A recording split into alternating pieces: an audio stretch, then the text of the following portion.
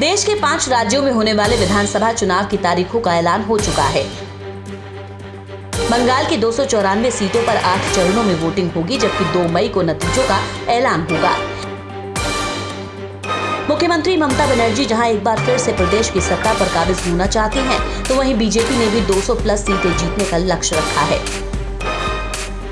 इस लक्ष्य को हासिल करने के लिए राष्ट्रीय अध्यक्ष जेपी नड्डा और अमित शाह खासा मेहनत भी कर रहे हैं।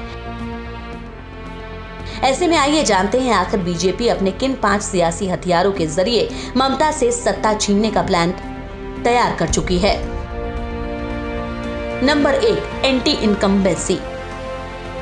बीजेपी अध्यक्ष जेपी नड्डा के दौरे के दौरान उनके काफिले पर हुए हमले को पार्टी ने भुनाने का मन बनाया है।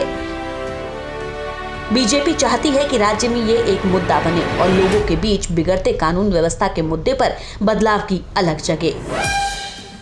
नंबर 2, शरणार्थियों को साधने की रणनीति।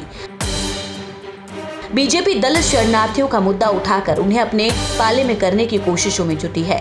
पश्चिम बंगाल में भी बीजेपी मछुआरों और मातुआ के साथ जुड़ने की कोशिश कर रही है, जो बांग्लादेश में मूल रूप से एक दलित शरणार्थी समूह है।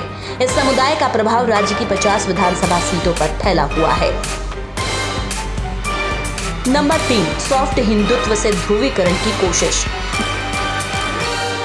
बीते दिनों जब अमित शाह बंगाल दौरे पर गए थे, तब उन्होंने कहा था कि पश्चिम बंगाल में तुष्टीकरण की राजनीति ने राष्ट्र की आध्यात्मिक चेतना को बनाए रखने की अपनी पुरानी परंपरा को चोट पहुंचाई है। अमित शाह न सिर्फ चैतन्य महाप्रभु और स्वामी विवेकानंद के गुणगान कर चुके हैं, बल्कि जगतपुरी के दक्षिणेश्वर मंदिर में भी माथा टेका। इसके साथ ही वो सदियों पुराने मंदिर के गर्भगृह भी पहुंचे। यानी अमित शाह सॉफ्ट हिंदुत्व के रास्ते चलकर बंगाल में हिंदू वोटों के ध्रुवीकरण की शुरुआती कोशिशों में जुटे हैं, जो चुनाव आते आते आक्रामक हार्डकोर हिंदुत्व की राह पकड़ सकता है। ऐसा कर बीजेपी 70% हिंदू वोटरों को अपने पाले में लाने में जुटी है। नंबर 4, दलितों और ओबीसी को लुभाने की कोशिश।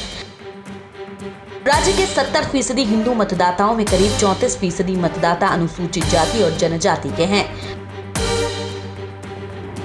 बीजेपी लगातार इसे अपने पाले में करने की कोशिश करती रही है। साल 2014 के लोकसभा चुनाव के बाद बीजेपी कुछ हद तक इसमें कामयाब भी हुई है।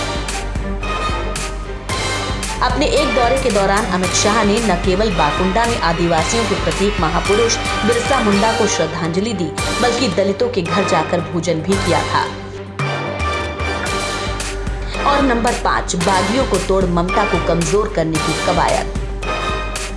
बीजेपी ममता बनर्जी के विरोधियों और टीएमसी के बागियों को अपने पाले में कर लोगों को संदेश देना चाह रही है कि अब ममता बनर्जी से लोग ऊब चुके हैं।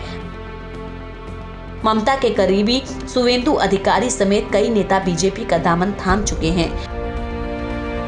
हालांकि बीजेपी के हथियार कितने कामयाब होते हैं, ये तो चुनाव बाद ही पता चलेगा। Bureau report.